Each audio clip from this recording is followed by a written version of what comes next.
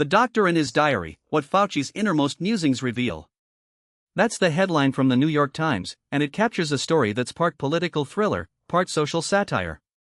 Over the weekend, more than 1,100 pages of Dr. Anthony Fauci's private pandemic diary were released by his Republican critics, offering an unfiltered look at the man who became the face of America's COVID response. The entries span 2019 to 2022, and they read less like a medical log and more like a chronicle of a sudden celebrity.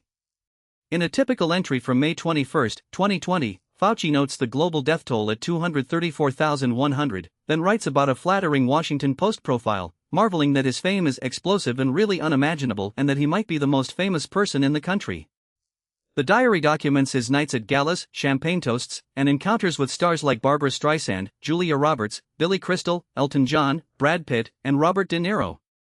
It's a portrait of a 79-year-old scientist navigating the Washington party circuit while the pandemic rages. For many Americans, Fauci was a steady foil to President Trump's erratic messaging, the credentialed expert who worked around the clock to promote masking and vaccines. But for critics who blamed him for school closures, lockdowns, and vaccine mandates, the diary feels like vindication. Here was a public servant seemingly enjoying the spotlight.